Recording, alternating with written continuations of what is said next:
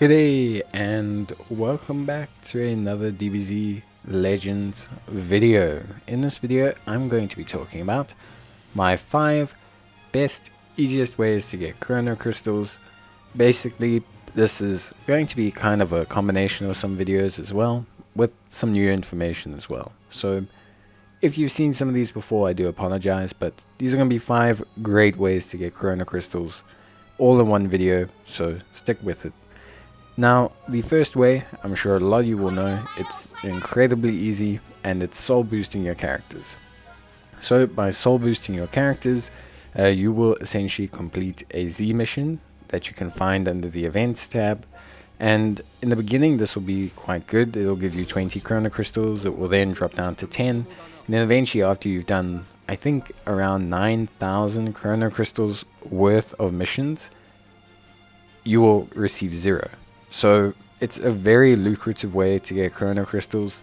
You can find these missions here under this events tab. I myself have finally finished all of my soul boosting missions. I have actually soul boosted pretty much every character in the game, barring like the 8 Legends Limiteds and the 1 Ultra that I don't have.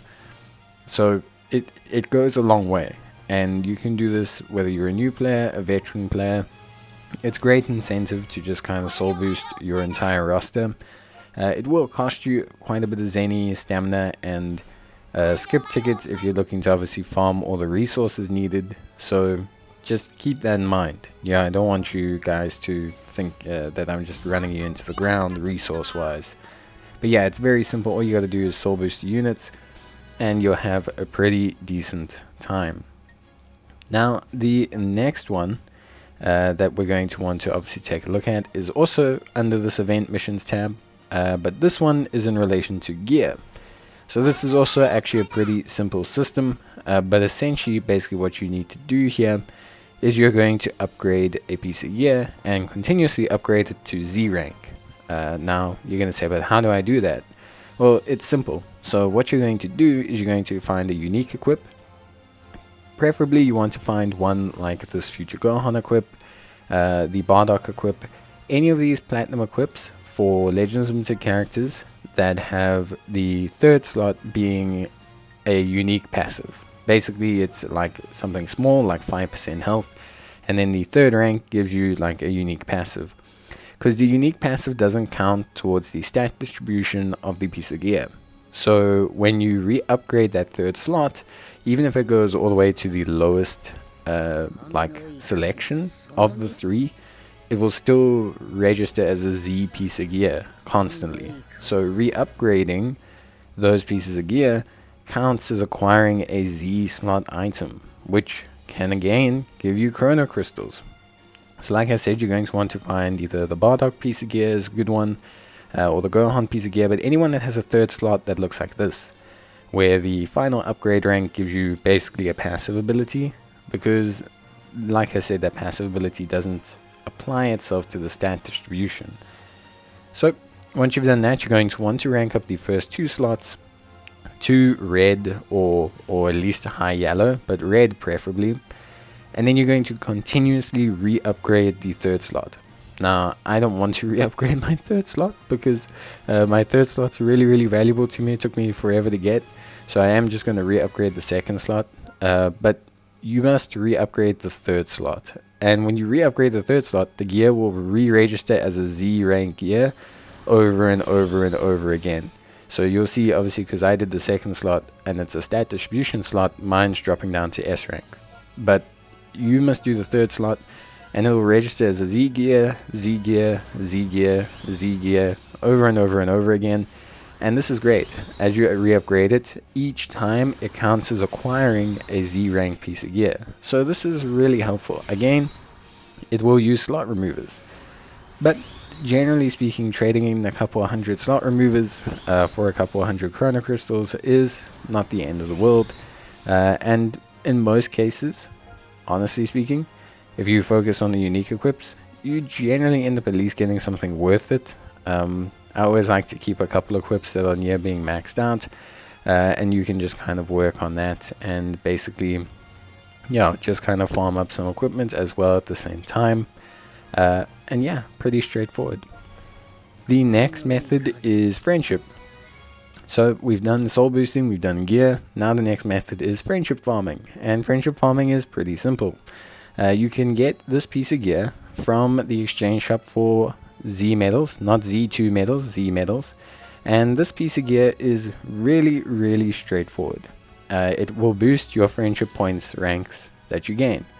Now these friendship points that you gain, this equip applies for the whole team.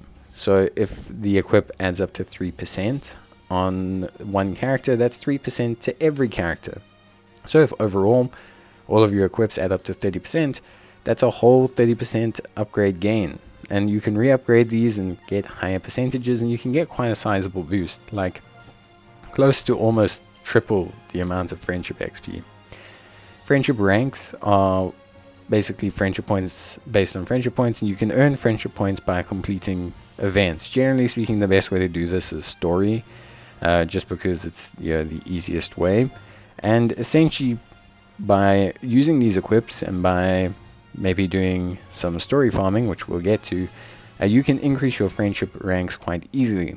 You can also use the Let's Fight event for a bit more of a direct friendship upgrade, or the friendship events if they do come out or are out. But yes, once you start upgrading friendship ranks, you will get 100 Chrono Crystals for every 10 you do. Up to the first 100 characters, you get to rank 5. So rank 5 doesn't take that long. 10 characters, you can do 6 at a time in a team. So honestly, it's not too bad. Just understand two things.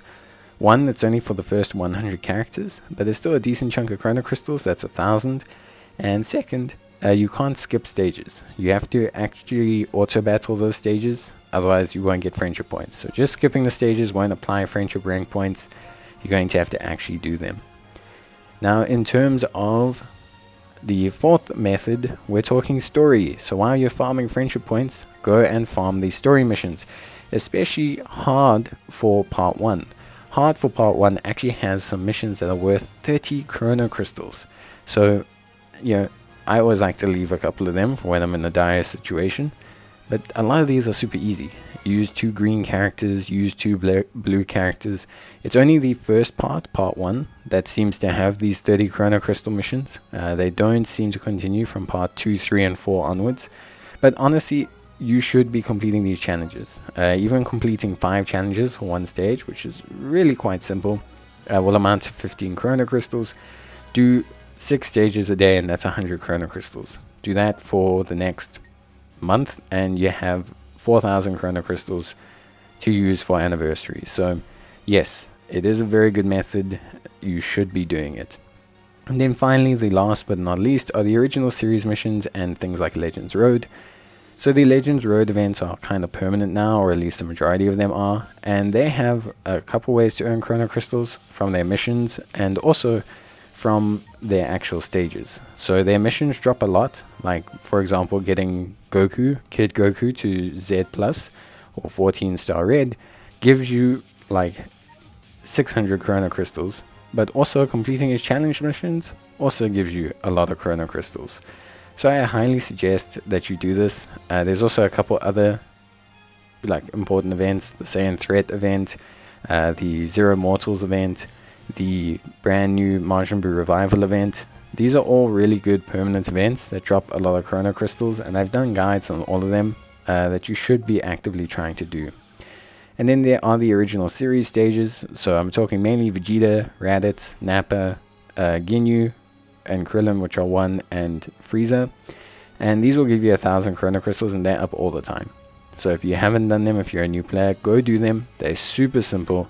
The missions alone give you 1,000 Chrono Crystals. The stages alone will give you like another 300. So you should be doing them. They're very simple. They're super straightforward. You need the 3, the Raditz, Nappa, and the Vegeta for the Exterminate Threat Saiyans event anyway, which is another 1,000 Chrono Crystals. So just do it. That's it from me. Hope it helps. See you next time. Bye.